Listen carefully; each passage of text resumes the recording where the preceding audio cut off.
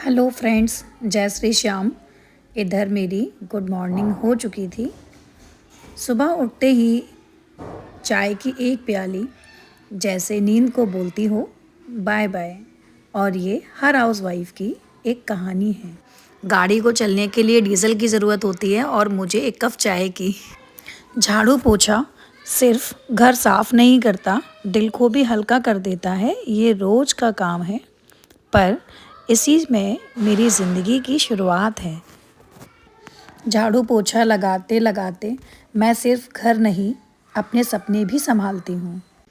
जब मैं बेड ठीक करती हूँ तो लगता है जैसे पूरे दिन को डिसिप्लिन सिखा रही हूँ।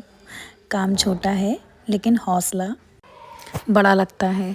बर्तनों की आवाज़ में मेरी मेहनत बोलती है, रोज़ का काम है पर इसके बिना घर भी तो नहीं चलता। बर्तन मांजना कोई शौक़ नहीं है, मेरी जिम्मेदारी है। सुबह की सबसे प्यारी मेहनत, बच्चों को नहलाकर तैयार करना। उनकी मुस्कान मेरी थकान भुला देती है। बच्चे तैयार हो जाते हैं लेकिन उनके पीछे एक माँ की सुबह चली जाती है। उनको कपड़े मैं पहनाती हूँ पर उनका फ्यूचर मैं अपने सपनों में सजाती हूँ। बच्चों को तैयार करना काम नहीं, माँ का एक सुकून होता है। सबको संभालते संभालते अब थोड़ा सा वक्त खुद के लिए भी। नहाकर श्रृंगार करना, जैसे खुद को फिर से एक बार महसूस कर लेना।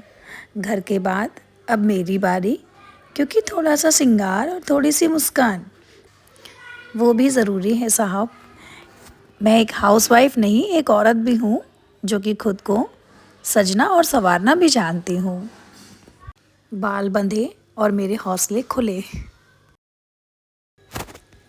अब थोड़ा सा समय मेरे लड्डू गोपाल के लिए। इनकी पूजा में ही मेरे मन को सबसे ज़्यादा शांति मिलती है।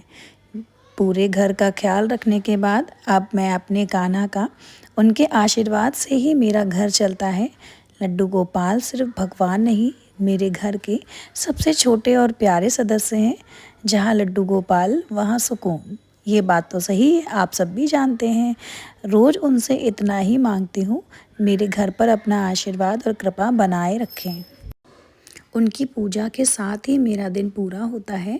छोटे से कान्हा को सजाना मेरे लिए पूजा से कम नहीं, ये श्रृंगार मेरी श्रद्धा है। जैसे आरती की रोशनी से अपने लड्डू गोपाल को दिल से नमन करती हूँ। अब आ गई मेरी रसोई की बारी, जहाँ स्वाद से पहले प्यार मिलाया जाता है। ये खाना सिर्फ भूख नहीं, रिश्ते को भी भरता है। रोज़ काम है खाना बनाना, पर इसमें घर की खुशी भी शामिल होती है। मैं रसोई में खड़ी, क्योंकि मेरे हाथों का खाना मेरे घर वालों की अपनों की ताकत। रसोई मेरी ड्यूटी नहीं, मेरी जिम्मेदारी है। पहले बच्चों की प्लेट सजाती हूँ, क्योंकि ये भी मेरी आदत है। पहले बच्चों को खाना खिलाना, उसके बाद खुद खाना, फिर मेरी खुद की। बाद में खाती हूँ, पहले बच्चों को खिलाती हूँ। ये मेरी माँ होने की आदत हो या जिम्मेदारी, आप कुछ भी समझ सकते हैं। यहाँ पे बनाई है मैंने बिल्कुल गोल गोल फूली हुई रोटियाँ, बहुत सारे घी के साथ में, क्योंकि मुझे बच्चों को भी ऐसा ताकतवर बनाना है। इतना सारा घी मिलाना है और मैं भी खुद भी बहुत घी खाती हूँ, आपको लगता भी होगा। देखो, मेरी हेल्थ से पता चलता होगा इतना तो।